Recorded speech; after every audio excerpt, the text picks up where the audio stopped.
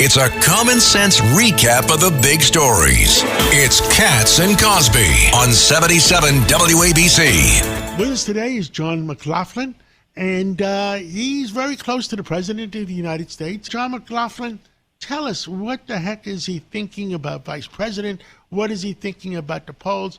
Give us your gut feeling. Well, President Trump, when you talk about the vice president, he wants somebody that could be president. And the polls don't matter as much as what he thinks of that person's character and what the American people would think of him. So right now, he's going to make a decision going into the convention.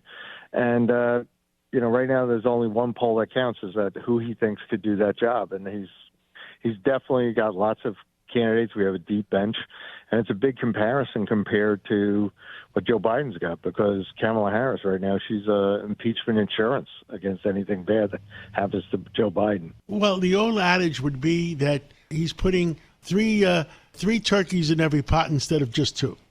Well, by the way, that's what the voters want. We were coming up on a debate, and they want to see who can help them best. And right now, it's Donald Trump. I mean, last week they put out a poll in Minnesota that we had done for the Trump campaign, and Donald Trump was ahead 41%, Biden 37%, and 7% for Kennedy. And if it's even a one-on-one race, Trump was ahead of Biden 47-45.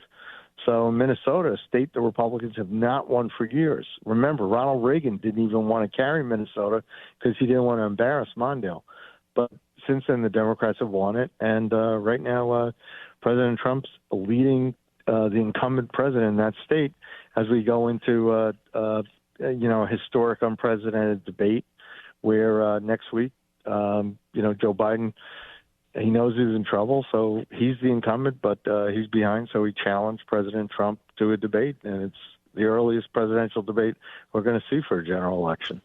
John McLaughlin of McLaughlin and Associates, the debate. How much do you think is riding on it for both candidates? I mean, especially with Joe Biden, everyone's going to say, okay, can he last the 90 minutes? We understand they're now going to be standing at podiums, but they're also going to be muffling the microphones. The moderators are going to not allow them to talk over each other. I think that's a great disservice, because sometimes you get the greatest moments when it's sort of the spontaneous. But how much do you think is riding on the debate for both candidates?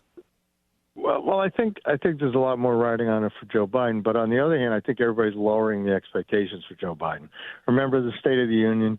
Oh, could he get through that? And he was arrested for that, and it was a forum that was available to him. It was the most divisive, polarizing State of the Union speech that didn't help anybody, didn't change the mood of the country. We still think we're heading the wrong track, like 2/3 of all voters. They think the economy's getting worse, not better, 64-31. But the media said he gave a great speech, and they passed him.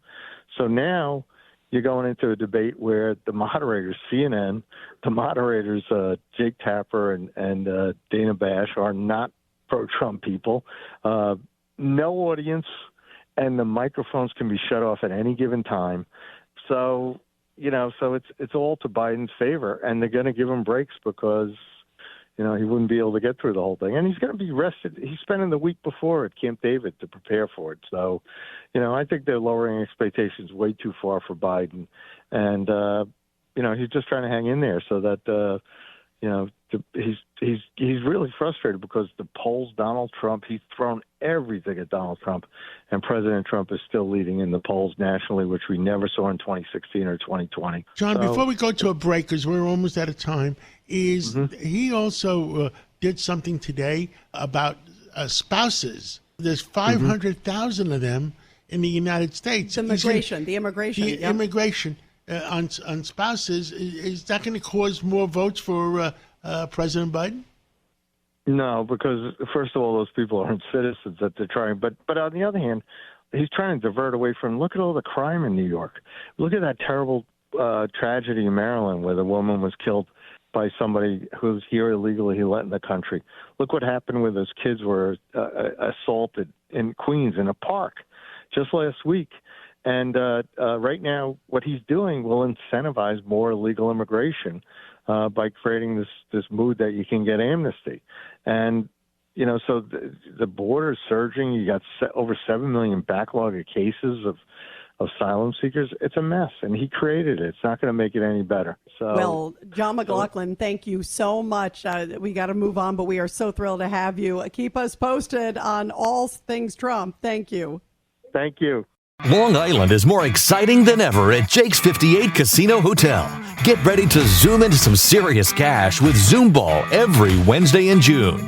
Win up to $500,000. 1 point equals 1 entry. 2 lucky winners will be drawn at the top of every hour from 1 to 5 p.m. to play Zoom Ball. Discover the excitement at Jake's 58 Casino Hotel. If gambling is a problem for you or something, please call the 24-hour toll-free helpline at 877-8-HOPE or text NY.